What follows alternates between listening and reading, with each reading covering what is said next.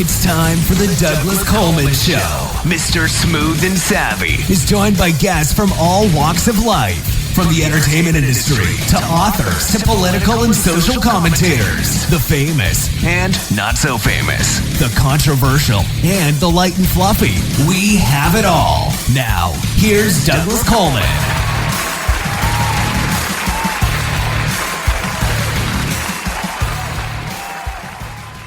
Okay, please welcome to the Douglas Coleman Show, Kenneth Lui. Hi, Kenneth. How are you? Hey, I am good. How are you? Doing great. Thank you. Thank you for coming on the show. It's nice to have you My here. pleasure. So you're a writer, director, producer, and on your bio, it says that you're an award-winning narrative film director, producer, and screenwriter. So narrative film, is that documentary? Is that what that means?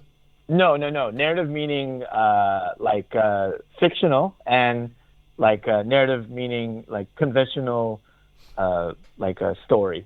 So. Oh, okay, because I've never heard that term before. Oh, well, narrative as opposed to, say, like a music video, which is essentially like a montage, but can have a story.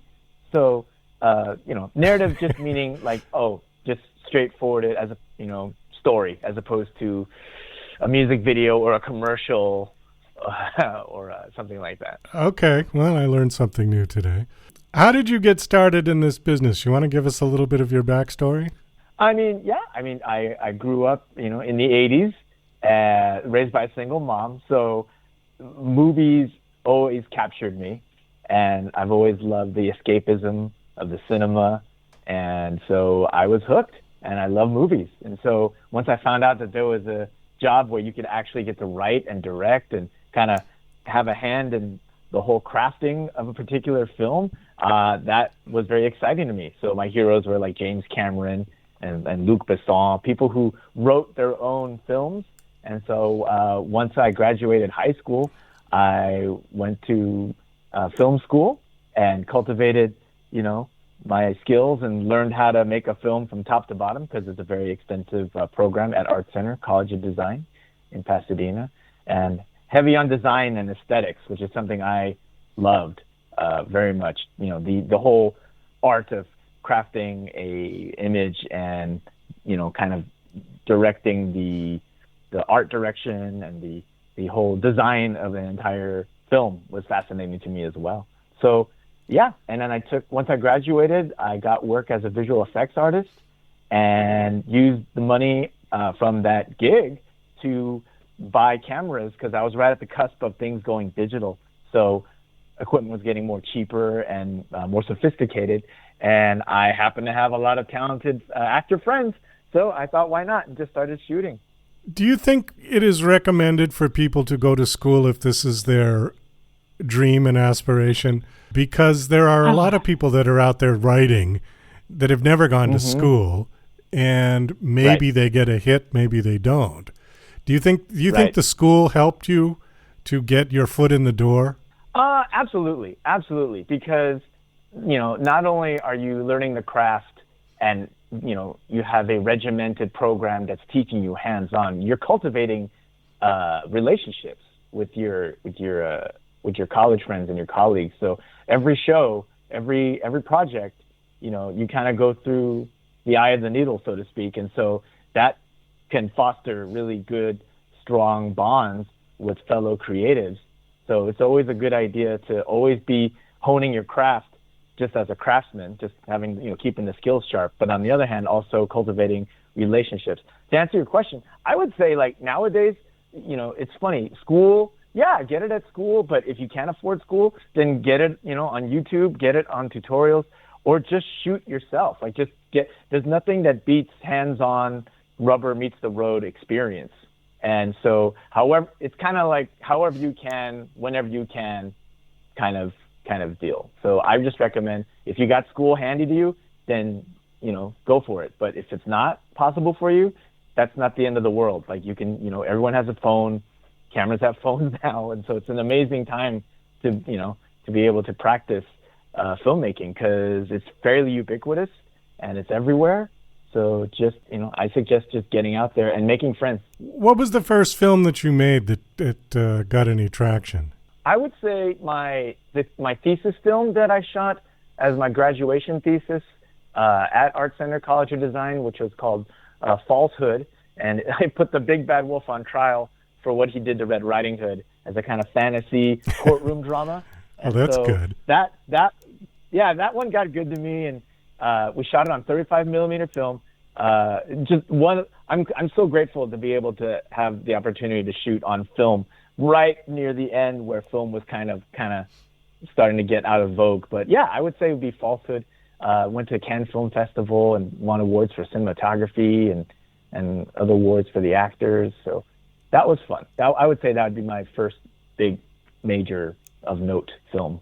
Also says on your bio that you worked as a professional editor for social media and commercials and as a visual effects artist on major motion pictures for Marvel and DC. How did you get that job?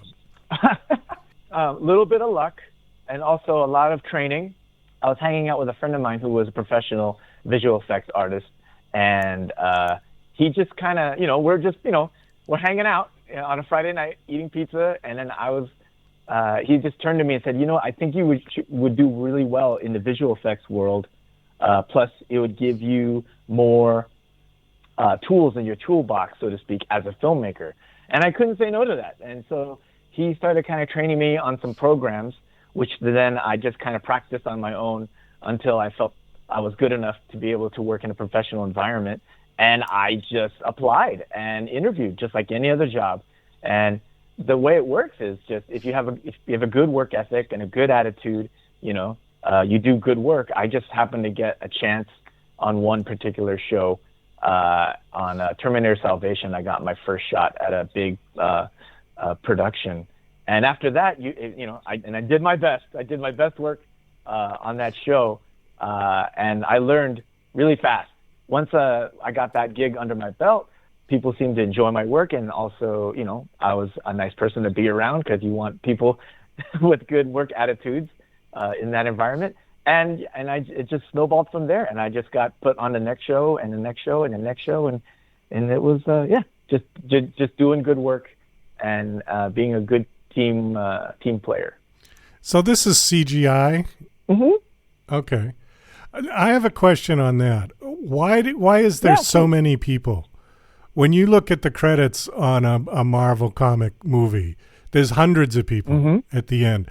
Yes. Why does it take so many people to do CGI when you would think the computer is doing all the work? Because it's the computer is like the brush. It doesn't do everything. The computer on its own, the computer is a tool just like anything else. So the way it is just to, audiences are very sophisticated and they want the most detailed photorealistic effects possible. And so when you have a canvas, like using the computer that's capable of, a lot, you can make it smoky, you can light it different. There's all these toggles that when you have so many toggles, then you need visionaries to kind of decide on what it's supposed to look like. And then you have all the technicians and craftsmen that make it happen. And so that can be a very long, time-consuming process.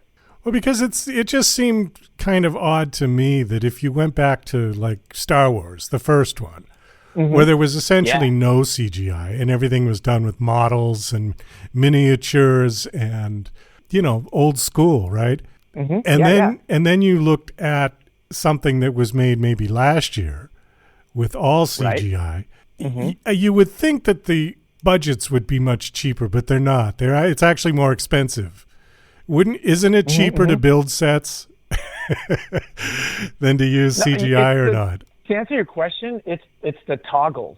I mean, if people, like back in when you cited Star Wars, shots were planned to the T and executed and not edited or changed later on. But nowadays, we have the toggles for people to change their minds at the last. Like, it's possible. It's like, oh, you know what? Can we actually make this black instead of blue? Just to make it more. So they can get. So as creators, the people who call the shots can get really, if they're indecisive, they can get really, or at the last second, oh, can we change this? Can we make it more of that? more flashier, more smoke, more light, more whatever, And so I think it's just the demands of today's audiences, and the ability is now more sophisticated. So I think to answer your question, it's just there's more buttons. Does that make sense? Like there's more buttons, there's more switches. Yeah, okay, that makes perfect sense. There's more choices. Right. Mm-hmm. Because if you spent, days setting up a particular shot for Star Wars and it went okay, and then somebody said, "Oh, I want to do it again," everybody would be pulling their hair out. And it would be really expensive to do that again, right? Oh, yeah, exactly. Because the material you used is one-shot, real-life explosions, let's say. Like, oh, I want to see the Death Star explode. Like, yeah, how many Death Stars do you have to explode in case the first explosion didn't have the prettiness that you wanted? Or, oh, it didn't. I wish the flames did this instead of that.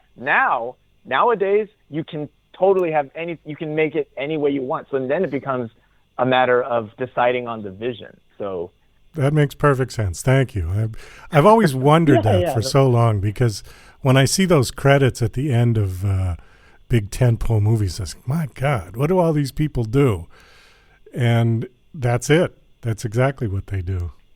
They're the togglers. They're the when togglers. Someone at the top say, "Oh, I want more flames," and you want it tomorrow, like done right away, then you have a lot of people on that goal. Okay, they want more flames. Let's put more flames. Make it pretty. Make it realistic. And they do their best up until it just basically the canvas gets taken away from them. So it's done as much as possible, as much detail as possible to the very end.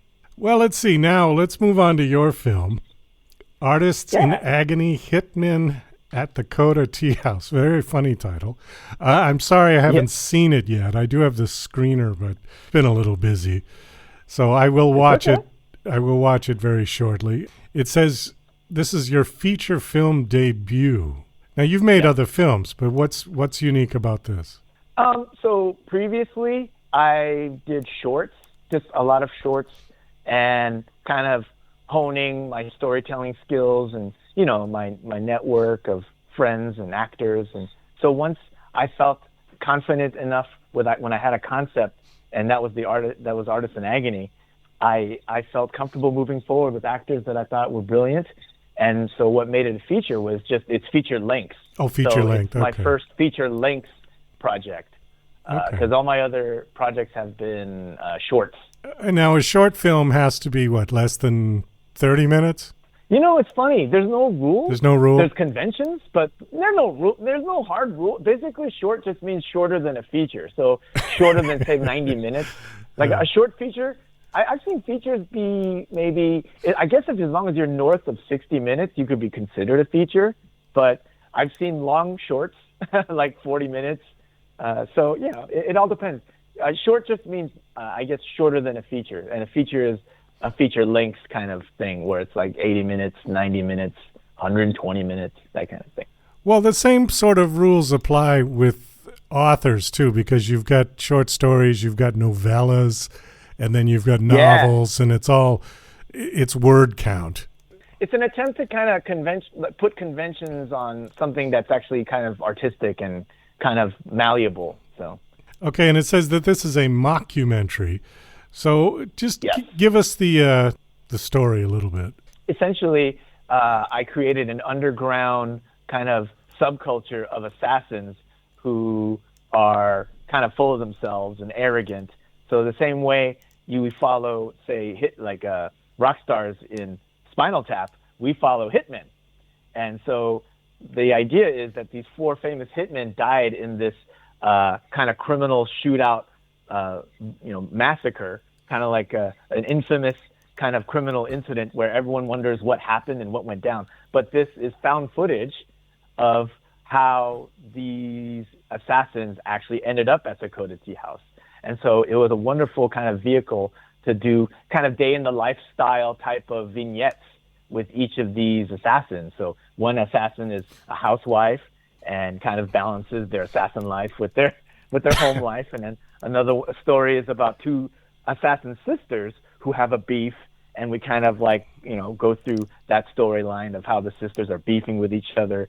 And then I have another storyline where I call the lover storyline, where one hitman actually comes out to his girlfriend, and it turns out the girlfriend's into it, and then they kind of start a kind of apprentice master relationship, and then that kind of goes awry.